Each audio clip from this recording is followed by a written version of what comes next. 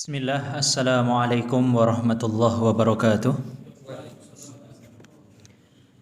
Alhamdulillahi rabbil alamin.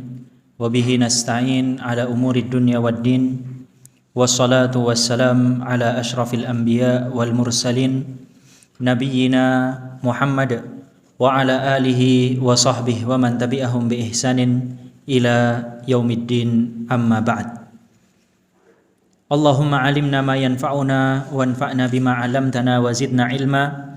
Subhanaka la ilma lana illa ma 'allamtana innaka antal alimul hakim. Allahumma inna nas'aluka ilman nafi'a wa rizqan thayyiba wa amalan mutaqabbala. Hadirin bapak-bapak, ibu-ibu, jamaah pengawasan rutin rahimani wa rahimakumullah. Semoga Allah Subhanahu wa taala merahmati kita semua. Pertama-tama marilah kita panjatkan puja dan puji syukur kita kehadirat Allah Subhanahu wa taala atas segala limpahan berkahnya, taufiknya, inayahnya. Kita masih diberikan kesempatan oleh Allah Subhanahu wa taala untuk melaksanakan kewajiban-kewajiban kita sebagai hamba Allah Subhanahu wa taala, di antaranya yaitu melaksanakan salat wajib 5 waktu. Dan alhamdulillah, di antara pemberian terbesar dari Allah Subhanahu wa taala, kita masih diberikan kesempatan oleh Allah Subhanahu wa taala menghadiri majelis-majelis ilmu, yang mana hal demikian patut kita syukuri karena Allah Subhanahu wa taala mengatakan, la in syakartum la azidannakum wa la in kafartum inna adzabi lasyadid.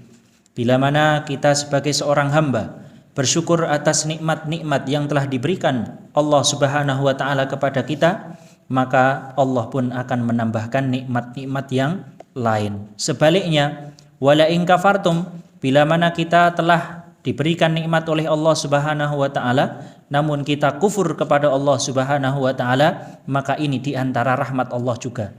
Allah Subhanahu wa taala mengatakan, inna adzabi lasyadid. Allah hanya mengatakan sesungguhnya azabku sangat pedih. Allah Subhanahu wa taala tidak mengatakan langsung diazab, tidak, tapi Allah Subhanahu wa taala hanya memberikan peringatan sesungguhnya azab Allah sangat pedih. Tak lupa salawat serta salam semoga tetap tercurahkan kepada junjungan Nabi besar kita, suri tauladan kita, Nabi Agung Muhammad sallallahu alaihi wasallam, beserta ahli kerabatnya, sahabat-sahabatnya, dan pengikutnya yang senantiasa berpegang teguh di atas sunnah Rasulullah sallallahu alaihi wasallam hingga akhir hayat kala, amin ya rabbal alamin. Hadirin yang dirahmati Allah Subhanahu wa taala, alhamdulillah atas izin Allah Subhanahu wa taala kita bisa berkumpul lagi di salah satu rumah Allah Subhanahu wa taala, tak lain dan tak bukan kita mempelajari agama Allah Subhanahu wa taala. Dan hal yang patut kita syukuri, kita bisa hadir, kita bisa kembali ke majelis ilmu apa? Allah Subhanahu wa taala bersabda, man yuridillahu bihi khairan yufaqihu fiddin. Bila mana Allah Subhanahu wa taala menginginkan kebaikan dari hambanya, bila mana Allah menginginkan kebaikan dari hambanya, apakah Allah memberikan harta? Bukan. Apakah Allah memberikan anak keturunan? Bukan. Tetapi di dalam hadis ini Rasulullah sallallahu alaihi wasallam mengatakan, man yuridillahu bihi khairan yufaqihu fiddin. Barang siapa yang Allah kehendaki kebaikan pada hambanya, maka Allah Subhanahu wa taala akan memberikan pemahaman ilmu agama. Tentunya ilmu agama ini didapatkan dalam apa? Menghadiri majelis-majelis ilmu. Dan tidak mungkin seseorang lahir langsung paham agama, tidak mungkin. Hadirin yang dirahmati Allah Subhanahu wa taala, alhamdulillah kita telah melalui sebuah acara, yaitu acara Idul Adha. Maka fadzakir fa inna dzikratan faul mu'minin, sebagai nasihat pribadi dan jamaah sekalian, khususnya yang berkorban, yang patut kita ingat adalah firman Allah Subhanahu wa taala, la yanalallah luhumuha wala dima'uha. Sesungguhnya daging, darah hewan korban yang kita korbankan tidak akan sampai kepada Allah Subhanahu wa taala. walaki yanaluhu at-taqwa minkum, akan tetapi yang sampai kepada Allah Subhanahu wa taala adalah ketakwaan seseorang. Maka besar dan kecilnya pahala itu bukan dilihat dari besar dan kecilnya hewan korban kita, bukan juga apakah seseorang berkorban kambing 10 lebih baik daripada satu sapi, bukan. Allah sendiri yang mengatakan tidak akan sampai daging atau darah yang kita korbankan kepada Allah Subhanahu wa taala, tidak akan sampai kepada Allah. Yang sampai kepada Allah adalah takwa. Artinya apa? Jangan sampai seseorang berkorban yang mana korban sendiri hukumnya sunnah, namun dia meninggalkan kewajiban-kewajiban yang lain. Dia berkorban, Masya Allah, dengan sapi yang besar, 1 ton 1 ton lebih, tetapi di sisi lain dia meninggalkan sholat 5 waktu. Korban hukumnya sunnah, yang lain hukumnya wajib. Maka jangan sampai yang wajib ditinggalkan demi yang sunnah. Hadirin yang dirahmati Allah Subhanahu wa taala, alhamdulillah pada kesempatan ini kita bisa melanjutkan pelajaran kita, pembahasan kita yang kita bahas bersama-sama, yaitu kitab Adabul Mufrad. Dan alhamdulillah kita sudah sampai pada hadis yang ke 10. Baru 10. Kalau yang saya tandai di sini 21. Ya, yang saya tandai di sini 21. Kalau 10 sepertinya bab 10 benar. Nah, kalau bab 10 benar, tapi kalau hadis yang ke-10, wah kita sudah lewat 10 hadis ya. Bab yang ke-10, alhamdulillah di pembahasan terakhir kita sudah belajar sama-sama perbedaan atau dosa itu dibagi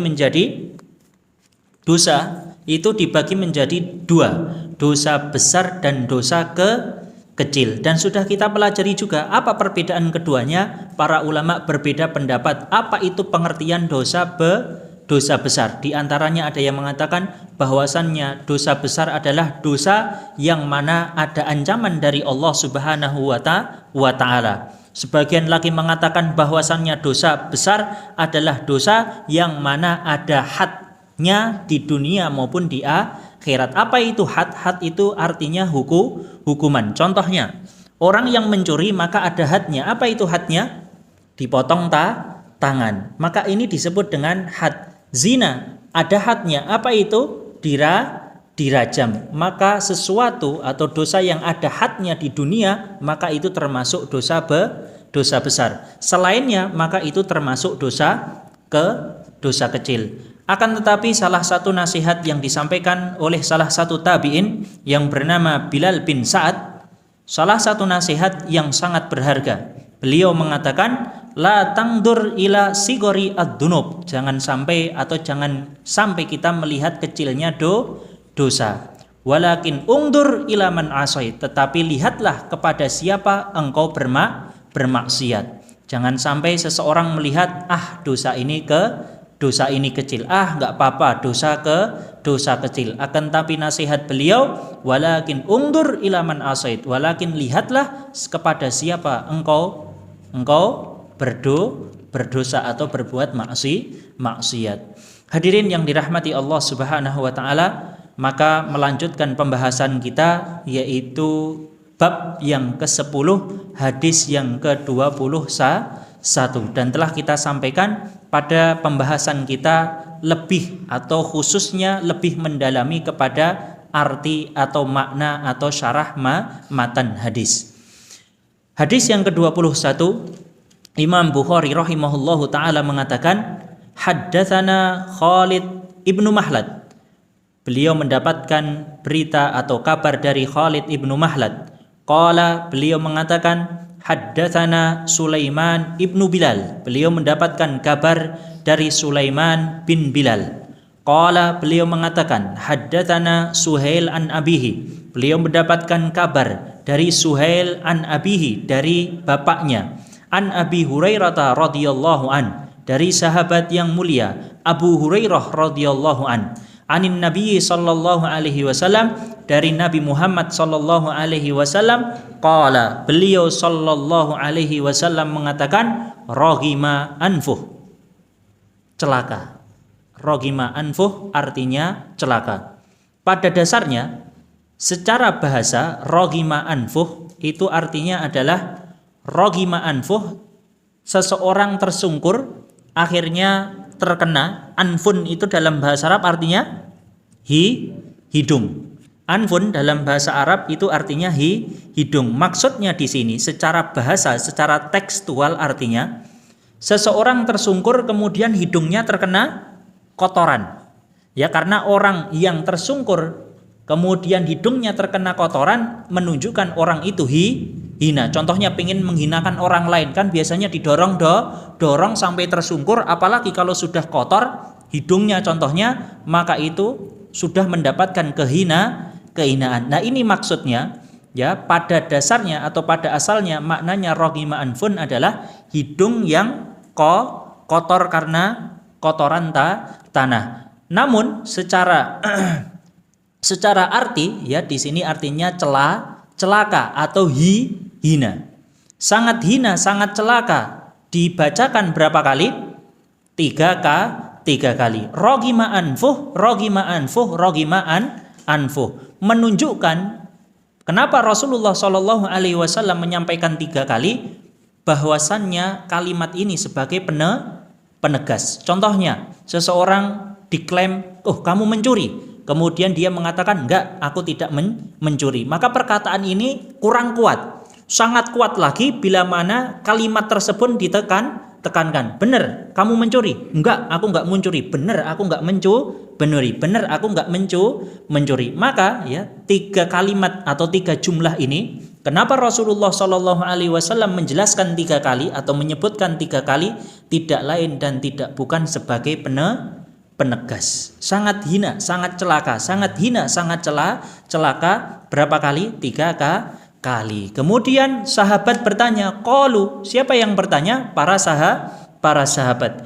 Qalu ya Rasulullah, man? Siapa itu ya Rasulullah? Yang celaka, yang hina itu siapa ya Rasulullah sehingga engkau menyebutkan 3 kali? Kemudian Rasulullah Shallallahu Alaihi Wasallam menjawab, man adraka walidayhi indal kibar. Siapa saja mereka yang mendapati kedua orang tuanya sudah lanjut usia. Indal kibar maksudnya sudah lanjut usia. Au ahaduhuma atau salah satunya. Bisa jadi kalau tidak 2 ya bisa 1, mungkin meninggal atau yang lainnya ya. Kemudian fadakhalan nar, akan tetapi malah masuk neraka.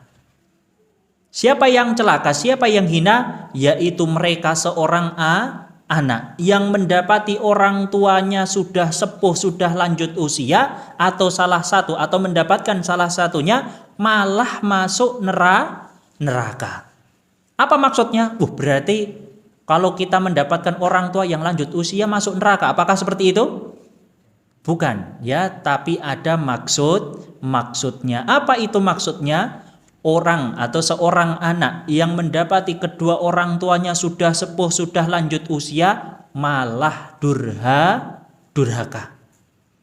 Malah durhaka. Dengan apa? Dengan macam-macam kedurhakaan. Dengan tidak taat contohnya, dan dengan lainnya. Maka hadirin yang dirahmati Allah Subhanahu wa taala, di antara faedah kenapa Rasulullah Shallallahu Alaihi Wasallam menyebutkan secara khusus indal kibar, tatkala lanjut usia. Kenapa? Karena orang tua atau seseorang tatkala sudah sepuh, sudah lanjut usia, itu seperti apa? Seperti bayi, seperti anak kecil kembali. Seseorang kalau sudah lanjut usia, sudah sepuh, maka seperti bayi. Artinya apa? Sangat-sangat perlu untuk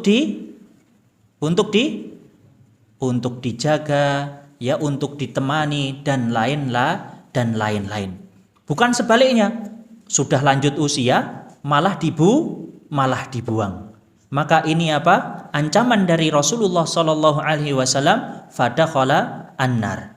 Kenapa kok Rasulullah Shallallahu Alaihi Wasallam secara khusus menyebutkan tatkala mereka lanjut usia? Karena tatkala mereka lanjut usia, keadaan mereka sangat sensitif. Coba kita lihat Ya, barangkali kita mendapati orang tua yang sudah sepuh, sangat sensitif atau tidak? Ya, terkadang sangat sensitif. Tatkala kita salah langsung apa malah?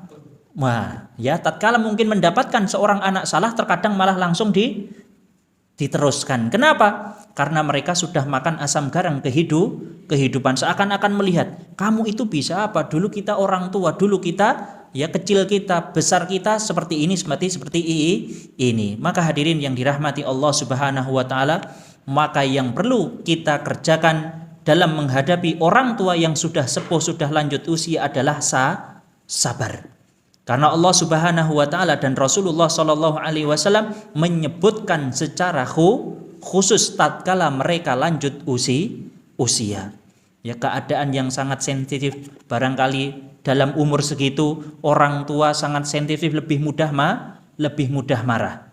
Kemudian mereka juga seperti bayi, mungkin secara pikiran sudah tidak seperti muda lagi. Mungkin sudah banyak penyakit pikun contohnya. Maka jangan sampai kita sebagai anak menelantarkan orang tua, khususnya lebih ditekankan lagi tatkala mereka sudah sepuh, sudah lanjut usia. Ingatlah, kita sudah mengambil hadis ridallah fi ridal walidain wa sakhatullah fi sakhatil walidain. Sesungguhnya ridho Allah Subhanahu wa taala terdapat pada ridho orang tua.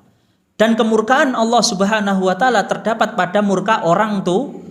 Artinya tatkala orang tua ridho kepada kita, maka insya Allah kita akan mendapatkan ridho dari Allah Subhanahu wa taala. Tetapi sebaliknya, tatkala orang tua kita murka kepada kita, ingatlah sekaya apapun kita, niscaya kehidupan kita tidak akan tenang. Salah satu kisah nyata ya, ada di sekitar kami.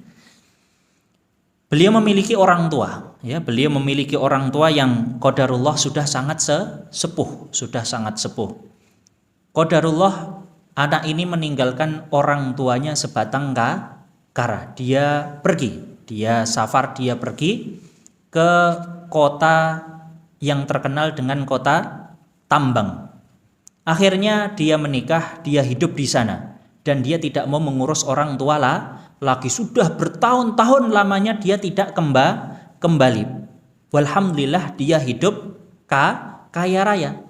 Kita tahu ya, pekerjaan tambang insya Allah kalau harta pun ada. Tapi benar apa yang disampaikan oleh Rasulullah sallallahu alaihi wasallam, ridallah fi ridal walidain wa sakhatullah fi sakhatil walidain. Sesungguhnya ridha Allah terdapat pada ridha orang tua dan murka Allah terdapat pada murka orang tua. Akhirnya orang tua tadi tidak mempermasalahkan sangat betapa baiknya orang tua. Kalau saja orang tua mau mendoakan keburukan, bisa atau enggak? Bisa. Tapi ini yang perlu digarisbawahi, khususnya kita sebagai orang tua. Senakal-nakalnya anak jangan sampai didoakan keburukan. Kenapa? Karena doa orang tua sangat mustajab. Senakal-nakalnya anak sudah bolak-balik masuk ke penjara, senakal-nakalnya itu jangan sampai didoakan keburukan. Akan tetapi tatkala orang tua mendoakan keburukan, mustajab atau tidak? Mustajab. Hadirin yang dirahmati Allah Subhanahu wa taala, akhirnya orang tua tadi di antara kasih sayangnya kepada anak, Masya Allah, masih bisa mendoakan kebaikan kepada anaknya. Akhirnya mendapatkan kabar apa? Kebetulan cucunya, berarti anaknya dari anak orang tua tadi, sering sakit-sakitan. Alhamdulillah beliau dalam kehidupan harta ada, semuanya ada. Hanya saja qadarullah Allah Subhanahu wa taala mengujinya apa? Cucu yang sering sakitan. Mungkin bisa jadi ini termasuk apa? Ya, termasuk hadis yang dijelaskan oleh Rasulullah Shallallahu Alaihi Wasallam. Dan masya Allahnya lagi, orang tua masih memiliki rasa kasih sayang. Dia doakan semoga cucunya selalu mendapatkan kesehatan. Jadi ya, orang tua atau anaknya tadi kekayaan ada, namun kekayaannya habis hanya untuk berobat dan berobat. Kira-kira senang atau tidak orang tua memiliki anak yang sakit-sakitan? Tentu tidak. Maka benarlah apa yang disampaikan oleh Rasulullah Shallallahu Alaihi Wasallam, ridallah fi ridal walidain. Sesungguhnya ridha Allah bersama ridha orang tua. Hadirin yang dirahmati Allah Subhanahu Wa Taala, maka inilah hadis yang ke-21. Jangan sampai tatkala kita khususnya mendapati orang tua yang sudah lanjut usia. Dikatakan lanjut usia itu umur berapa? Dikatakan lanjut usia itu umur berapa? Berapa? 60 ke atas ya. 60 ke atas. Kenapa kok dikatakan 60 ke atas? 60 ke atas karena Rasulullah Shallallahu Alaihi Wasallam mengatakan atau bersabda, Inna a'mara ummati, sesungguhnya mayoritas umur umatku mabaina sittina ila sab'in. Sesungguhnya rata-rata umur umatku hanya sampai 60 atau 70 tahun, dan sangat sedikit orang yang bisa melampaui 70 tahun.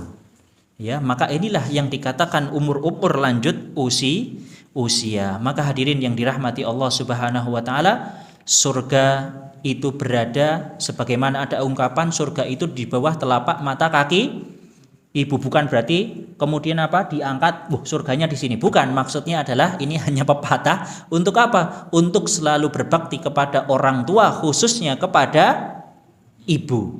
Kenapa kepada ibu? Karena Rasulullah Shallallahu Alaihi Wasallam menyebutkan ibu berapa kali? 3 kali. Bar ummaka, berbaktilah kepada ibu. Summaman, kepada siapa lagi ya Rasulullah setelah ibu? Ummaka. Summaman, sahabat bertanya lagi, kepada siapa lagi? Kepada ibu. Ibumu berapa? Disebutkan 3 kali. Setelah 3 kali kemudian menyebutkan siapa? Abaka. Kemudian kepada ayahmu. Setelah ayahmu kepada siapa? Al-aqrab fal-aqrab. Maka berbaktilah, berbuat baiklah kepada orang yang terdekat dari kamu. Siapa itu orang yang terdekat dari kamu? Ada paman, ada bibi, secara nasab pokoknya yang terdekat dari dia. Kenapa kok kita disuruh berbuat baik kepada orang-orang yang terdekat? Karena mereka adalah pengganti orang tua tatkala mereka sudah tidak ada. Ini sejatinya. Paman itu bisa mendapatkan waris atau tidak? Secara syariat paman itu bisa mendapatkan waris, ya. Paman itu bisa mendapatkan waris, ini secara syariat yang mungkin jarang untuk dipahami. Kenapa semua harta masuk ke anak? Padahal paman itu menduduki orang tua tatkala orang tua sudah tidak ada. Hadirin yang dirahmati Allah Subhanahu wa taala, kemudian kita melanjutkan hadis yang ke-22. Ya, hadis yang ke-22, babnya babu man barra walidayhi zadallahu fi umrihi. Bab barang siapa yang berbakti kepada kedua orang tuanya, maka Allah Subhanahu wa taala akan menambahkan umurnya. Barangkali atau nanti kita baca hadis terlebih dahulu. Qala al-Imam Al-Bukhari rahimahullahu taala, haddatsana Asbagh ibnu Al-Faraj. Telah dikabarkan kepada kami Asbagh ibnu Al-Faraj. Qala, beliau mengatakan, ahbarani Ibnu Wahab. Kami atau saya dikabarkan oleh Ibnu Wahab an Yahya ibn Ayyub, dari Yahya ibn Ayyub. Qal an Zabban ibni Fa'id, dari Zabban ibn Fa'id. An Sahal ibn Mu'ad, dari Sahal ibn Mu'ad. An abihi, dari ayahnya. Qala Nabi sallallahu alaihi wasallam, beliau mengatakan bahwa Rasulullah sallallahu alaihi wasallam bersabda, man barra walidayhi, barang siapa yang berbakti kepada orang tuanya, tuba lahu, maka dia telah mendapatkan kebahagiaan. Hadirin yang dirahmati Allah Subhanahu wa taala, tuba pada asalnya para ulama menjelaskan tuba itu ada 2. Yang pertama, tuba ismul jannah, nama surga. Ada surga yang namanya Ar-Rayyan. Untuk siapa itu? Orang yang sregep puasa. Nah, di antaranya adalah ada nama surga yang namanya tuba. Yang kedua, artinya tuba, sebagian ulama mengatakan syajaratun fil jannah. Ismus syajarati fil jannah. Nama pohon yang berada di surga. Artinya berarti man barra walidayhi tubalahu. Barang siapa yang berbakti kepada orang tuanya, maka dia telah mendapatkan kebahagiaan. Zadallahu fi umurihi, maka Allah Subhanahu wa taala akan menambahkan umurnya. Barang siapa yang berbakti kepada kedua orang tua, maka dia telah mendapatkan kebahagiaan. Zadallahu fi umurihi, maka Allah Subhanahu wa taala juga menambahkan umurnya. Hadirin yang dirahmati Allah Subhanahu wa taala, barangkali ini menjadi pertanyaan. Allah Subhanahu wa taala atau berkaitan dengan umur itu sudah ditakdirkan apa belum? Sudah ditakdirkan. Ajal sudah ditakdirkan apa belum? Sudah ditakdirkan. Kapan ditakdirkan? 50.000 sebelum penciptaan langit dan bumi. Rasulullah Shallallahu Alaihi Wasallam bersabda, Rasulullah Shallallahu Alaihi Wasallam bersabda, qabla khalqis samawati wal ard. Sesungguhnya Allah Subhanahu wa taala, innallaha kataba maqadiral khalaiq qabla khalqis samawati wal ard bi khamsina alfasana. Sesungguhnya Allah Subhanahu wa taala telah menuliskan takdir makhluk-makhluknya sebelum penciptaan langit dan bumi. Kapan itu? 50.000 tahun lamanya. Jadi sebelum penciptaan langit dan bumi, Allah Subhanahu wa taala sudah menuliskan takdir. Oh, kamu ajalnya umur 40 tahun. Oh, kamu 20 tahun. Oh, kamu 100 tahun. Oh, kamu 120 tahun. Oh, kamu hidup insyaallah dalam bahagia. Oh, kamu hidup dalam sengsara. Pertanyaan sekarang, zadallahu fi umurihi. Seseorang kalau berbakti kepada orang tuanya berarti bisa menambah umurnya. Berarti berbakti kepada orang tua itu bisa mengubah takdir. Benar atau tidak? Benar atau tidak? Karena Rasulullah Shallallahu Alaihi Wasallam mengatakan di sini, tadi kita telah sepakat bahwasannya umur ajal itu sudah ditetapkan. Bisa naik atau enggak? Ya, bisa naik atau tidak? Namanya sudah ditetapkan. Nah, di sini Rasulullah Shallallahu Alaihi Wasallam mengatakan di antara amalan yang bisa menambahkan umur yaitu berbakti kepada orang tua. Barangkali di sana ada juga hadis. Di antara amalan-amalan yang bisa menambahkan umur adalah silaturahmi. Apa dalilnya? Rasulullah Shallallahu Alaihi Wasallam bersabda, man ahabba, barang siapa yang menginginkan an yubsato, untuk dijembarkan, diluaskan, fi rizkihi, dalam urusan rezekinya, wa an yunsa lahu fi umurihi au fi atharihi, dan barang siapa yang ingin ditambahkan umurnya, fal yasil rahimah, maka sambunglah tali silaturahmi. Dan kita sudah bahas dan kita sudah pelajari apa yang dimaksud menyambung tali silaturahmi. Kita berziarah kepada teman kita, disebut tali silaturahmi atau tidak? Disebut menyambung tali silaturahmi atau tidak?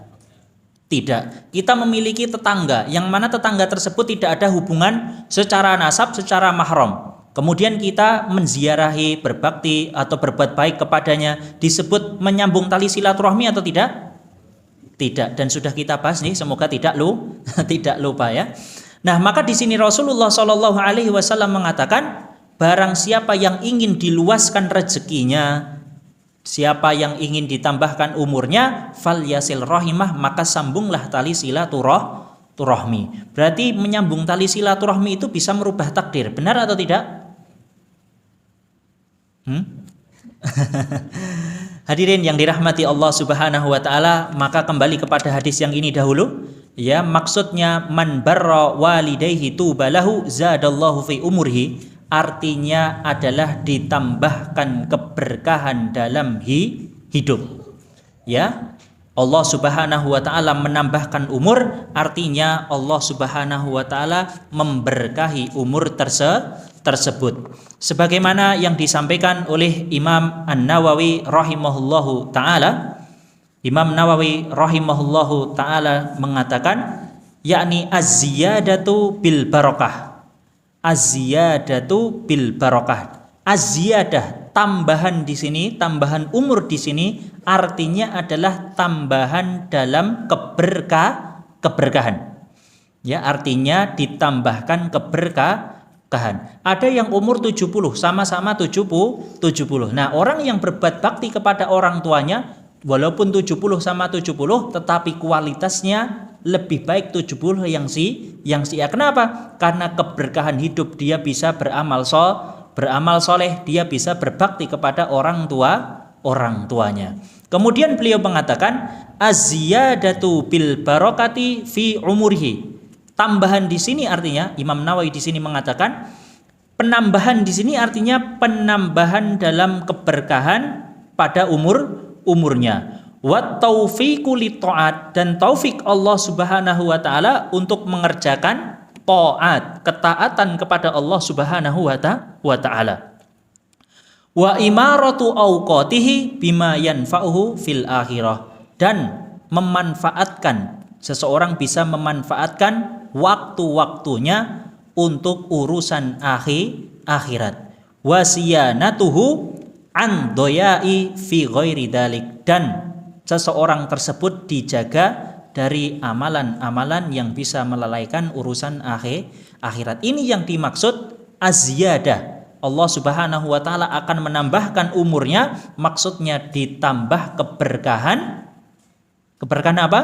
Hidupnya. Wallahu taala a'lam. Adapun yang urusan hadis tadi, ya, barang siapa yang menyambung tali silaturahmi, maka Allah Subhanahu wa taala akan menambahkan umurnya, maka juga sama. Apa yang ditambah? Yang ditambah adalah keberkahan hidupnya. Siapa yang mengatakan? Al-Imamu An-Nawawi rahimahullahu taala dalam penjelasan hadis Muslim. Kemudian barangkali di sana juga ada hadis la yaruddu atau la yarud al-qada illa ad-du'a. Tidak ada yang bisa menghalangi ketetapan Allah Subhanahu wa taala atau takdir Allah Subhanahu wa taala kecuali doa. Berarti takdir bisa dirubah. Kalau kita melihat hadis tadi, apakah takdir itu bisa berubah? Ya, la yarud al-qada illa ad-du'a. Tidak ada yang bisa mengubah qada. Qada itu artinya ketetapan dari Allah Subhanahu wa taala atau qadar, kecuali doa.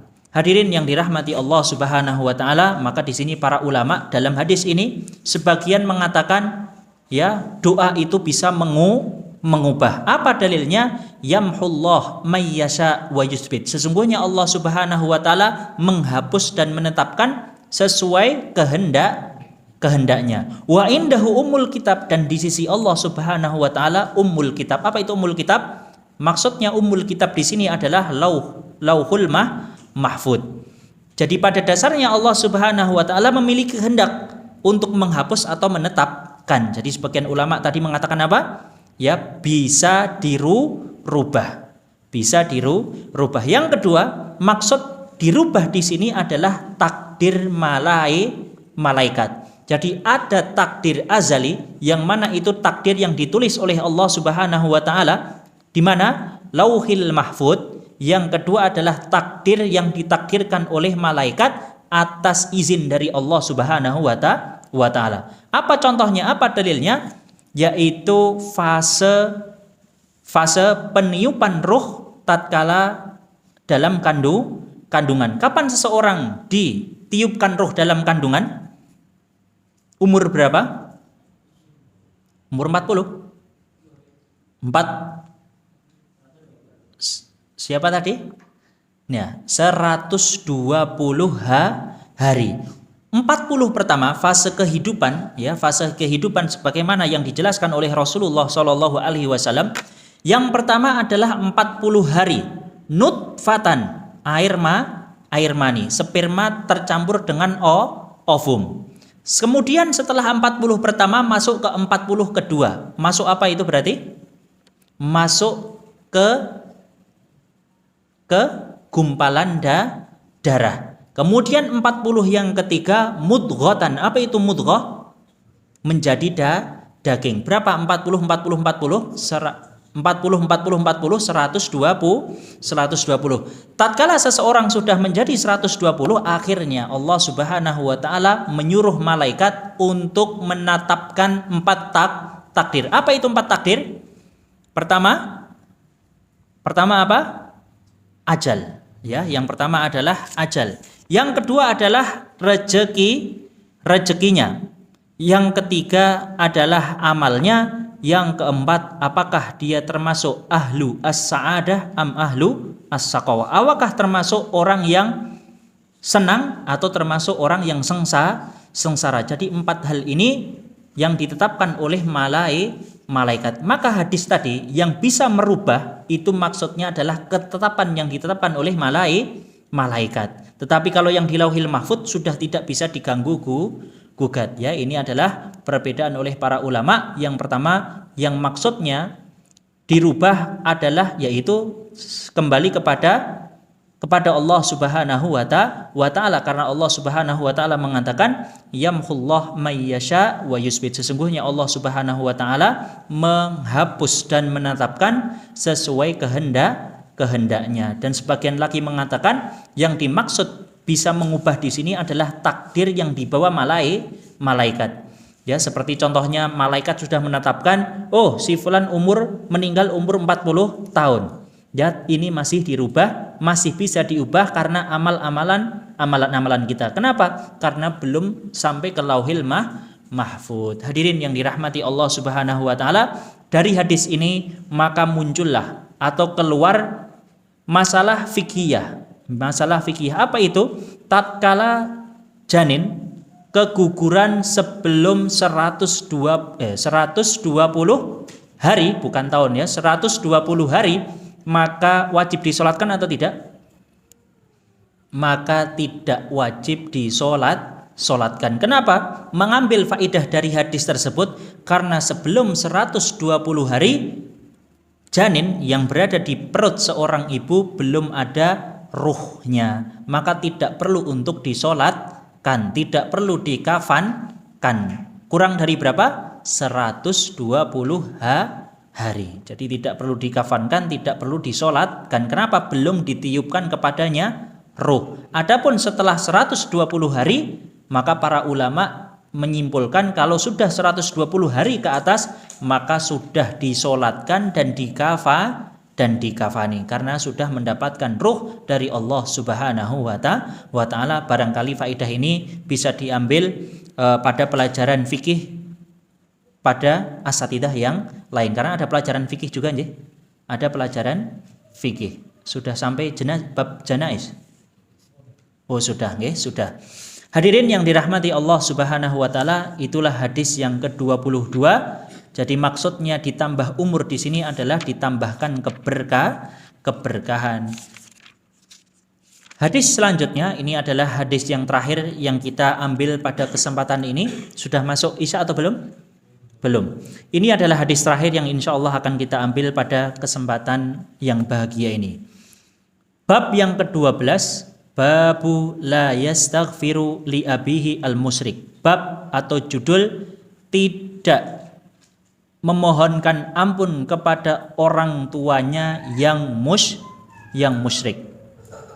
Bab atau judul tidak dimohonkan ampun untuk orang tuanya yang musyrik. Musyrik itu berarti muslim atau tidak? Tidak. Hadis dari Imam Al-Bukhari rahimahullahu taala, haddatsana Ishaq. Diberitakan dari Ishaq, qala ahbarana Aliyu ibn Husain. Beliau mendapatkan kabar dari Ali ibn Husain. Qala, beliau mengatakan haddatsani abi. Kami dikabarkan dari ayahku. An Yazid an-Nahwi, dari Yazid an-Nahwi. An Ikrimah, dari sahabat Ikrimah. An Ibni Abbas, dari sahabat Ibnu Abbas. Fi qaulihi azza wajal, di firman Allah Subhanahu wa taala pada surat Al-Isra. Imma yablughanna indakal kibara ahaduhuma au kilahuma fala taqul lahuma uffin. Tatkala mereka sudah berumur atau sudah lanjut usia, atau kalian mendapatkan mereka di umur-umur yang sudah lanjut usia, maka jangan sampai kalian, yaitu anak, mengatakan kepada orang tuanya apa? Uf. Wah, berarti kalau selain uf boleh. Disuruh beli, nak beli soto. Baru tidur, boleh atau tidak? Tidak boleh. Maka uf aja tidak boleh, apalagi yang lain. Di sini tidak dikatakan berarti boleh mukul, boleh enggak? Mukul apalagi yang kecil aja, hanya perkataan uf itu kalau di perkataan kita ya seperti nak tolong belikan ini. Nak, kalau dulu mungkin tatkala kita kecil apa? Nak belikan minyak, karena dulu masih musim minyak ya, sebelum ada gas ya. Masih ada pakai minyak. Nak, tolong belikan minyak 5.000, 2.000. Ibu ini ganggu aja, maka ini tidak boleh. Kalau sekarang ya seperti gas. Nak, gasnya habis, tolong belikan. Maka itu tidak boleh. Ini terdapat pada surat Al-Isra ayat 23 ila qaulihi, sampai perkataan Allah Subhanahu wa taala, kama rabbayani shaghira, sebagaimana mereka mentarbiyah, mendidik pada waktu anaknya masih kecil. Maka hadirin yang dirahmati Allah Subhanahu wa taala, lanjutan pada ayat ini, fala taqul lahuma uffin, yaitu wala tanharhuma, dan jangan kalian mencerca. Wala tanhar artinya mencerca, menghardik, dan janganlah kalian mencerca, menghardik keduanya. Wa qul lahuma qaulan karima, dan katakanlah kepada mereka berdua tatkala kita berbicara kepada orang tua, maka berbicaranya patut untuk diperhatikan, yaitu dengan apa? Qaulan karima, perkataan yang mulia. Jangan sampai berkata kepada orang tua sama halnya berkata kepada teman kita, ditambah teman dekat kita. Ya bro main bro sama orang tuanya, maka perlu untuk memperbagus bahasa kepada orang tua. Lihatlah kita pada permasalahan kurban antara Nabi Ibrahim dan putranya, yaitu Nabi Ismail. Tatkala Nabi Ibrahim mengatakan kepada anaknya, wahai anakku, aku ini melihat di dalam tidurku, sesungguhnya aku ini disuruh menyembelihmu. Apa yang dikatakan oleh putranya, yaitu Nabi Ismail, kepada Nabi Ibrahim? Ya abati if'al ma tu'mar satajiduni insyaallah minas sabirin. Pakai ya abati. Ya abati itu adalah, ya, padahal di dalam bahasa Arab itu ada ayah. Ayah itu apa? Walidun, ayah. Ada abun, juga ayah. Tetapi paling tinggi, bahasa yang paling tinggi adalah dengan menggunakan ya abadi. Maka di sini kita bisa mengambil faedah tatkala kita memanggil orang tua, yaitu dengan perkataan yang mulia. Wahai ayahandaku, ya, kalau kita terjemahkan wahai ayahandaku. Hadirin yang dirahmati Allah Subhanahu wa taala, wahfid lahuma janahadulli. Kemudian Allah Subhanahu wa taala meneruskan, dan turunkanlah suaranya, volumenya dikurangi. Ya, jangan sampai berbicara kepada orang tua seperti berbicara dengan sahabat kita contohnya, karena kalau kita berbicara dengan sahabat kita ya biasa blak-blakan contohnya.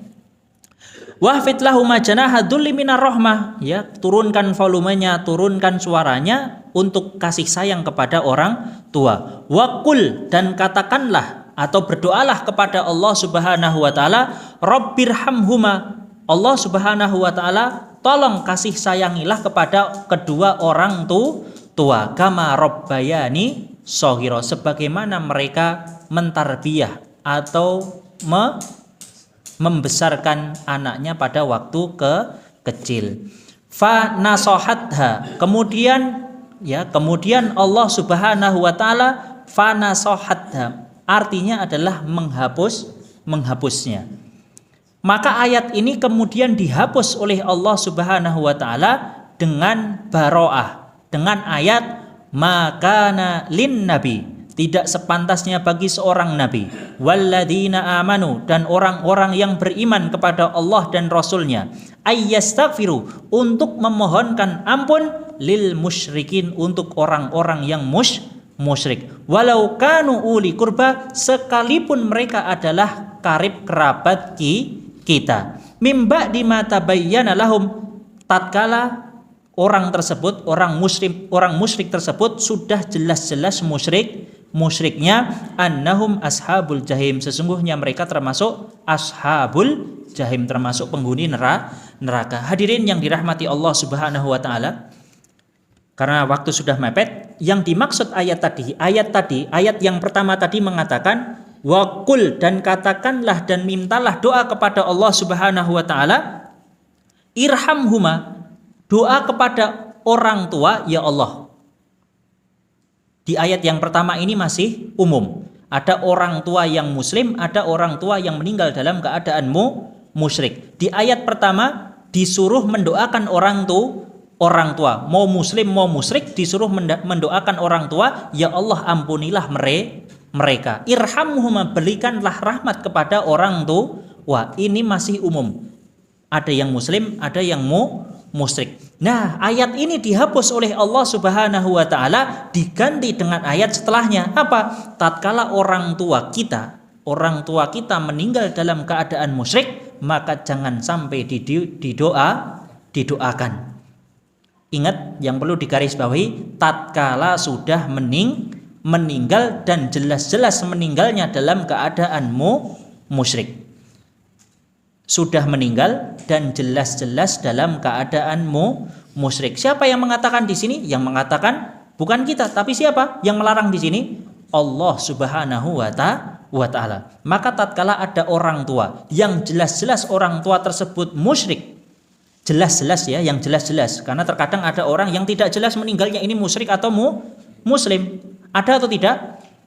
Ya, bahkan banyak, bukan ada lagi. Ini mau disolatkan atau tidak? Ya, ini terkadang sholat, terkadang tidak. Apakah dia mungkin sholatnya tidak diketahui? Nah, ini tidak jelas. Maka yang dilarang di sini meninggal dalam keadaan musyrik dan jelas-jelas musyriknya, maka Allah Subhanahu wa taala melarang untuk didoakan ya. Tetapi bila mana orang tua masih hidup, boleh atau tidak? Semoga orang tua yang mendapatkan hidayah, semoga Allah Subhanahu wa taala merahmatinya, tetapi belum meninggal, boleh atau tidak? Boleh. Yang tidak boleh adalah siapa? Tatkala sudah meninggal dalam keadaan musyrik, maka tidak boleh didoakan. Itu bagi semuanya, baik nabi maupun kita sebagai seorang muslim. Nabi saja dilarang, apalagi kita. Paman Nabi Muhammad SAW, tatkala orang tua beliau meninggal, siapa yang mengganti sosok orang tua beliau SAW? Pamannya. Siapa pamannya? Abu Thalib, seorang pembesar juga, ya, seorang pembesar. Akhirnya tatkala Rasulullah SAW berdakwah, dibantu atau tidak? Dibantu. Akhirnya paman beliau ini menjadi paman yang sangat dicintai oleh Rasulullah SAW. Tatkala meninggal dalam agama jahiliyah, kakek-kakeknya, maka Allah juga melarang siapa? Nabi Muhammad SAW untuk mendoakan paman tercintanya, yaitu Abu Thalib. Hadirin yang dirahmati Allah Subhanahu wa taala, barangkali 3 hadis ini yang bisa kita sampaikan pada kesempatan ini. Semoga 3 hadis ini atau yang sedikit ini bisa memberikan manfaat faidah kepada kita semua, dan kita bisa diberkahi atas apa-apa yang telah kita dapatkan, dan kita bisa mengamalkan apa-apa yang telah kita dapatkan. Wallahu ta'ala alam. Barangkali sebelum kita tutup ada pertanyaan? 1, 2. Insya Allah tidak ada ya? Insya Allah tidak ada. Maka kita tutup dengan doa kafaratul majlis. Subhanakallahumma wa bihamdik, asyhadu an la ilaha illa anta, astaghfiruka wa atubu ilaik. Bila mana ada salah, maka itu datang dari pribadi dan dari syaitan. Bila mana ada benar, maka itu datang dari Allah Subhanahu wa ta'ala. Wa sallallahu ala nabiyina Muhammad. Wassalamu alaikum warahmatullahi wabarakatuh.